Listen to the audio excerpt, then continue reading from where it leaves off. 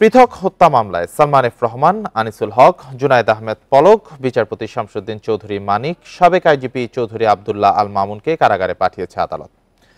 সকালে metropolitan magistrate Zaki আল ফারাবির আদালত এ আদেশ দেন।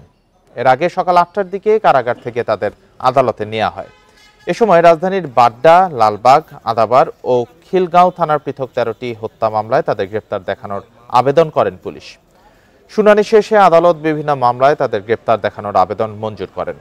মামলার মধ্যে বিচারপতি শামসুদ্দিন চৌধুরী মানিকের নামে রয়েছে বাড্ডার ৩ ও আদাবরের ১ মামলা, আনিসুল হকের বাড্ডার ১ মামলা, জুনায়েদ আহমেদ পলকের নামে বাড্ডার ২ মামলা, সালমান এফ রহমানকে খিলগাঁওয়ের ১ এবং চৌধুরী আব্দুল্লাহ আল মামুনের বিরুদ্ধে রয়েছে বাড্ডার অপর ১ হত্যা মামলা।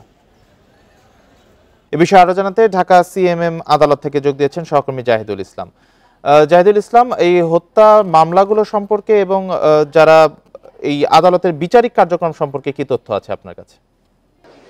আপনারা কিছুক্ষণ আগেই আমরা জানতে পেরেছি যে আসলে যারা এই আদালতে তাদেরকে তোলা হয়েছিল তারা আসলে এখন কারাগারে পাঠানো হয়েছে। সেই কারাগার তাদেরকে আজকে সকালে যেই প্রসিডিউরটি পালন করা হয়েছে সেটি হচ্ছে যারা কারাগারে ছিলেন তাদের কাছে সকালেই কোর্টের গারদ সেন্টারে নিয়ে আসা হয় এবং সেখান থেকে তাদেরকে সকাল ৮টার আগেই আর কি ৭:৩০-৭:৩০ ভিতর তাদেরকে কোর্টে তোলা হয় এবং সেখান থেকে জানানো হয় যে আসলে যেই তাদের যে পরের যেই প্রসিডিউরগুলো রয়েছে তারা কারাগারে থাকবেন এবং এই মামলাগুলোতে আসলে বিচারপতি যে মানিকের যে মামলাগুলো রয়েছেন তাকে কিন্তু আজকে মোট ৮টি মামলায় গ্রেপ্তার দেখানো হয়েছে এবং তাকে কারাগারে পাঠিয়েছেন। এছাড়া সালমান এফ রহমান, আনিসুল হক এবং চৌধুরী আব্দুল্লাহ আল মামুন সহ যারা বিভিন্ন মামলায় আটক রয়েছেন তাদেরকে আজকে বিচারিক আদালতের মাধ্যমে তাদেরকে আসলে আবার কারাগারে পাঠানো হয়েছে এবং আজকে কিন্তু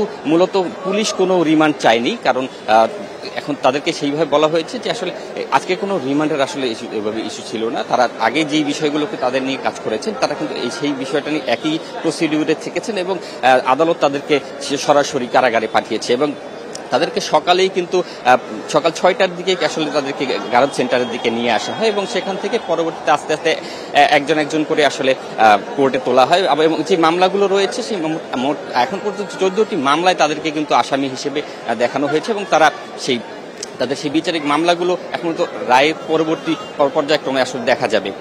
এই ছিল সবশেষ। ঢাকা সিএমএম আদালত থেকে জানাচ্ছিলেন সহকর্মী জাহিদুল ইসলাম।